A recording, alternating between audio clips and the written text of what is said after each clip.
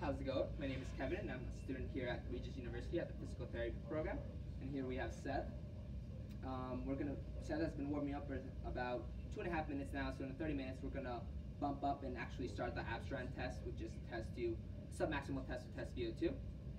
So he's almost reaching that mark, so let's go ahead and bump him up now. There we go. I'm gonna bump him up to 150 watts.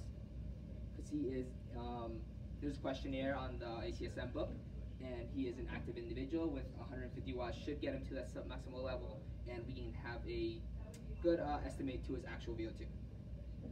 So Seth's resting vitals were 45 heart rate, which is low. We shouldn't start a test under 50, but since Seth is a college athlete, he is very fit, so it is very understandable that his heart rate's fairly low. His systolic was 120 over 80, both relatively normal, but a little bit high, probably due to a little bit of coffee that Seth had this morning. And I also asked Seth about his RPE, which is he said it was a 6. We adjusted the bite to his graded trochanter and at least 10 degrees of flexion in his knee. So in the test, we are gonna test his vitals at 2 and 3 minutes, and then 5 and 6 minutes, and make sure that he's at steady state, and then we'll end the test and having a cool down at the end. So we got about 2.5 minutes. Seth, you doing all right? Feeling good? Good. Perfect. Everything's looking great. With the exercise, we do want to see an increase in the systolic blood pressure. With diastolic, we only want to see a plus or minus 10, if anything. If it goes above that, we want to stop the test. With systolic, we want to stop the test if it doesn't increase or it goes or it decreases. And same thing with heart rate and systolic, we both want them to increase according to workload, which we did increase the workload, so we'll see those increase here in a minute when we test them. Alrighty, we're coming up here in the 3-minute mark in a bit, so we're gonna go ahead and about 30 seconds we're gonna measure his heart rate and blood pressure. Still doing okay, Seth? Doing well. Perfect. Doing great. Okay. Alrighty. Great. Have you done this test before, Seth? I have. Awesome. Quite a few times. A few times. Yeah. Great way to test for your VO2. Excited to see it. Yeah. When's the last time you got yours tested? A couple days ago. Oh, really? Nice. Glad it looked like you did. Yeah. Alrighty. Let's go ahead and get that heart rate.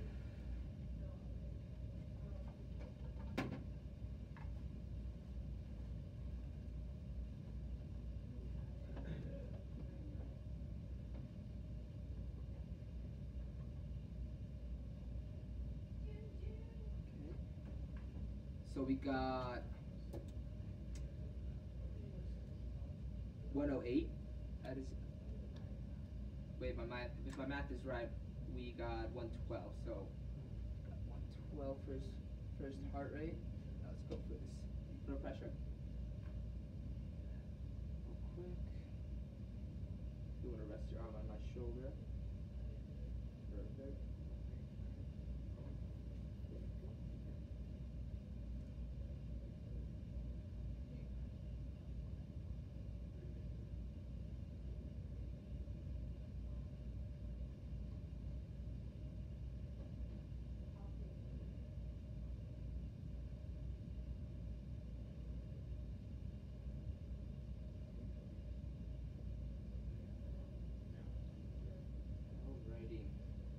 Alright, so his systolic went up to 130, and his diastolic did drop to 75, but all well in normal range. So we continue to do the test, and then we'll go ahead and retest everything at 5 and 6 minutes. We are taking heart rate at 15 seconds and multiplying by 4. That's why it took me a little bit to calculate that, just for time's sake, especially since it's a time test with a 6-minute span. You do extend the test if you don't get a steady state at the 5 and 6 minutes, which we'll do if we have to, but everything's looking great, and he's almost at his sub-maximal level, so if he gets there at this 5 and 6 mark and he stays in that range, we should be good. Still doing okay, Seth? Doing well. Okay, let's go ahead and get your RP real quick. Say 11. 11, perfect. Same thing with RP, we want that to increase as workload increases. Okay. Almost there. So we just got a couple more seconds and then we'll retest heart rate, blood pressure, and then heart rate again, making sure that he is at that steady state. Okay, so here we go for heart rate again.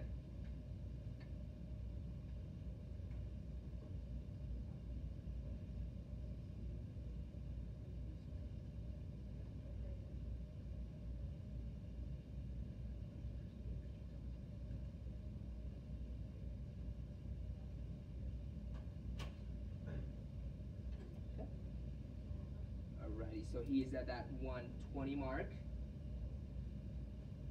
Okay, let's go and get that blood pressure real quick.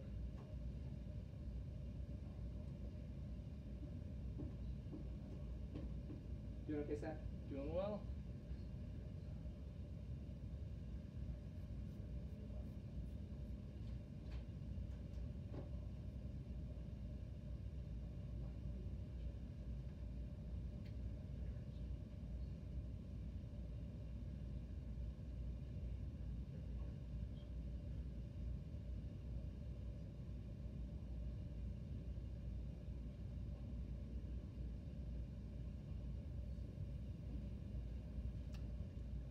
So systolic did go up to 136, and then diastolic did go up a little bit to 78, but all in normal range. He's doing great. We'll go ahead and take his heart rate one last time, and just make sure that he's in steady state, and we'll go ahead and stop the test if he is.